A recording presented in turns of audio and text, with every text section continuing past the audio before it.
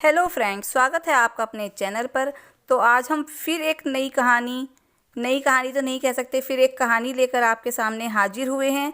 तो ये मोर और मोरनी की कहानी है जो हम पहले पार्ट में आपको बता चुके हैं। अब हम इसका दूसरा भाग लेकर हाजिर हुए हैं। तो पिछली वीडियो में हमने जो मोर और मोरनी की कहानी सुनाई है, अब हम उसके आगे की कहानी आपको सुनाएंगे। तो आपको सारी जानकारी इसलिए बता रहे हैं कि यह कहानी हमने कुछ भागों में बांट दी है। पहले भाग की कहानी आज हम दूसरे भाग में अब आपको सुनाएंगे। तो इस वीडियो को पूरा देखें, तभी आपको संपूर्ण जानकारी हासिल होगी और यह कहानी बहुत ही ज्ञानवर्धक है। तो दोस्तों, पिछली वीडियो में आपने सुना और देखा कि राजा पत्थर का बन जाता है, चींटी वाली बात को रानी से कहता है और राजा पत्थर का बन जाता है। अब आगे की कहानी यहाँ से शुरू होती है। इससे पहले जो अब हमारे नए मित्र बने हैं, हमारे चैनल पर नए आए हैं, तो प्लीज़ चैनल को सब्सक्राइब करें, अच्छे अच्छे अपने प्यारे प्यारे कमेंट करें, बेल आइकन ऑन करना ना भूलें ताकि हर आने वाली वीडियो की नोटिफिकेशन सबसे पहले आपको मिले। तो दोस्तों, राजा पत्थर का बन जाता है। उधर रानी सर पकड़कर रोती है, छाती पीटती है, विलाप करती है, हर किसी जीव जंतु से सहायता मांगती है और गुहार लगाती है। इस सब हुई बातों को मोर और मोरनी बखूबी देख रहे थे, खुली आंखों से देख रहे थे। जब रानी का विलाप देख करके मोर मोरनी को दया आ जाती है। मोर मोरनी से कहता है कि प्रिय, ये होती है तिरिया हट। आपने भी इसी तरह से तिरिया हट करके हम जंगल में बड़े सुकून से रह रहे थे। आप और आपकी तिरिया हट की वजह से यहाँ चले आए। दोस्तों, मोरनी कहती है, प्रिय, ये रानी बड़ी दुखी हो रही है, हमें इसकी सहायता करनी चाहिए। ये विलाप कर रही है, तो ज़्यादा तो सहायता हम नहीं कर सकते, लेकिन कम से कम इसको धैर्य तो बंधा ही सकते हैं, यानी इसको धीरज तो बंधा ही सकते हैं। दोस्तों, यही सोचकर मोर मोरनी रानी के पास जाते हैं और जाकर के रानी से कहते हैं, रानी साहिब, जो हुआ सो हुआ, पर जो हुआ सो गलत हुआ, लेकिन आप थोड़ा धैर्य रखिए। आप अपने आप को संभालिए। आपके पीछे आपका पूरा राज्य है। राजा तो आपका पत्थर का हो चुका है, अब राज्य का कारोबार आपको ही संभालना होगा। रानी मोर मोरनी की इतनी बात सुनकर मोर और मोरनी से कहती है कि भाई मोर मोरनी, मैं अपने आप को किस तरीके से संभालूं, क्योंकि मेरा संसार ही उजड़ गया है, मेरा पति परमेश्वर पत्थर का हो गया है, अब मैं क्या करूं।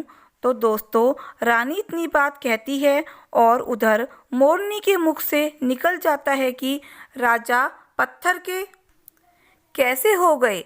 मोरनी कहती है कि राजा पत्थर के कैसे हो गए, ये तो इंसान थे, अच्छे भले ही थे, लेकिन पत्थर के कैसे हो गए।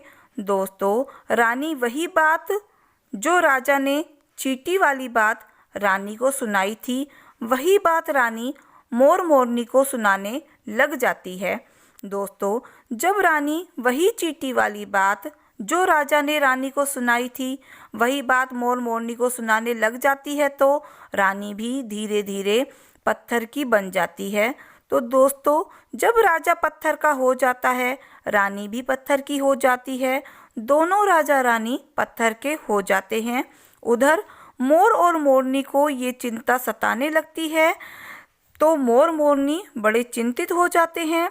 मोर मोरनी को ये चिंता सताने लगती है कि ये संकट हम पर भी आ सकता है, क्योंकि राजा भी चींटी वाली बात से पत्थर का हो चुका है और रानी भी उसी चींटी वाली बात से पत्थर की हो चुकी है। मोर मोरनी से कहता है कि ये संकट हमारे ऊपर मंडरा रहा है और तुम स्त्रियों की बात पर कभी जुबां पर रुकती नहीं है। मोरनी कहती है कि पिया जी, यहाँ से दूर चलें, यहाँ से दूर चलें क्या? मोर मोरनी से कहता है, दूर चलने से क्या फ़ायदा? दूर चलने से हमें फ़ायदा ही क्या है कि बेवकूफ़, दूर चलने से क्या फ़ायदा है? ये संकट तो धरती के किसी भी कोने में हमारा पीछा नहीं छोड़ेगा और ये हमेशा हमारे ऊपर मंडराता ही रहेगा। यदि जाने अनजाने में हमारे मुख से ये बात अब निकल गई तो हम भी यहाँ पत्थर के हो जाएंगे। इस बात को लेकर मोर मोरनी बड़े दुखी होते हैं, बड़े ही चिंतित हो जाते हैं। रात दिन उनको ये दुख खाया जाता है। इस दुख को लेकर वो ना ही भोजन ग्रहण करते हैं, ना ही सुख से सो पाते हैं। बस रात दिन यही चिंता लगी रहती है, यही दुख सताता रहता है कि कभी हमारे मुख से ये बात निकल ना जाए। यदि निकल गई तो दोनों पति पत्नी हम पत्थर के बन जाएंगे। तो दोस्तों, इसी बात को लेकर मोर ने एक विचार किया कि यदि हम सारी चींटियों को नष्ट कर दें तो ये सब खत्म हो सकता है, क्योंकि ये सब किया धरा चींटी का ही है। मोर मोरनी से कहता है कि प्रिय, यदि हम सृष्टि से सभी चींटियों को समाप्त कर दें तो ये संकट समाप्त हो सकता है। मोर मोरनी तैयार हो जाते हैं और चींटियों को मार मार कर खाना शुरू कर देते हैं।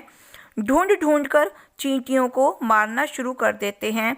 सभी चींटियां डर के मारे, मोर मोरनी का इतना आतंक हो गया था कि सभी चींटियां बिल बनाने लगीं और डर के मारे धरती में बिल खोदने लगीं और बिल खोदकर धरती के अंदर जाकर बैठ गईं।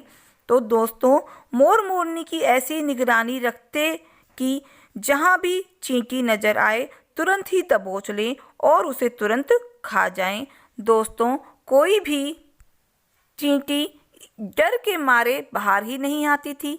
सभी चींटियों ने जमीन के अंदर अपना घर बनाना शुरू कर दिया। जमीन के अंदर बिल बनाती और बिल के अंदर जाकर बैठ जाती। काफ़ी समय निकलने के बाद चींटियों को भारी भूख सताने लगी। अब चींटियों को बिल के अंदर भोजन कहाँ से मिले, क्योंकि बिल में कहीं भोजन नहीं होता। भोजन जो मिलता है वह बाहर ही मिलता है। अब चींटियाँ भोजन लेने के लिए बाहर आती, वैसे ही चींटी जैसे ही भोजन लेने के लिए ज़मीन के ऊपर आती तो मोर तुरंत उसे दबोच लेता और उसको जान से मार देता। दोस्तों, एक चींटी और चींटा बिल के अंदर भूख से तड़पते हुए श्री हरि विष्णु की भक्ति करने लगे। श्री हरि विष्णु की जोरदार भक्ति करने लगे। भक्ति करते करते उनको ये मालूम ही नहीं था कि वे कहाँ हैं, कहाँ नहीं हैं। घनघोर तपस्या में लीन हो गए। अंत में जाकर श्री हरि विष्णु उनको दर्शन देते हैं और कहते हैं, चींटी चींटा, जो मांगोगे वही मिलेगा। जो तुम्हें मांगना हो मांग लीजिए। हम तुम्हारी भक्ति से प्रसन्न हैं, क्योंकि उन्होंने निराधार भक्ति की थी। ना ही कोई जल ग्रहण किया और ना ही कोई अन्न ग्रहण किया। इसलिए श्री हरि विष्णु बहुत जल्दी प्रसन्न हो गए और आकर कहने लगे, चींटा और चींटी, जो मांगना हो मांग लीजिए। हम तुम्हारी भक्ति से प्रसन्न हैं। तो फ्रेंड्स, भगवान श्री हरि विष्णु भगवान उन पर प्रसन्न होकर उन्हें वरदान मांगने को कहते हैं। तो ये वीडियो फ्रेंड्स बहुत ज़्यादा बड़ी हो जाएगी, कहानी अभी अधूरी है, तो इसलिए हम इस कहानी को यहीं अभी छोड़ते हैं और इसका तीसरे पार्ट में हम आपको पूरी वीडियो सुनाएंगे और दिखाएंगे। तो अगर आपको हमारी ये वीडियो अच्छी लगी हो तो प्लीज़ चैनल को सब्सक्राइब करें, लाइक करें, प्यारे प्यारे अपने कमेंट दें। तो मिलते हैं तीसरे पार्ट में, तब तक के लिए धन्यवाद।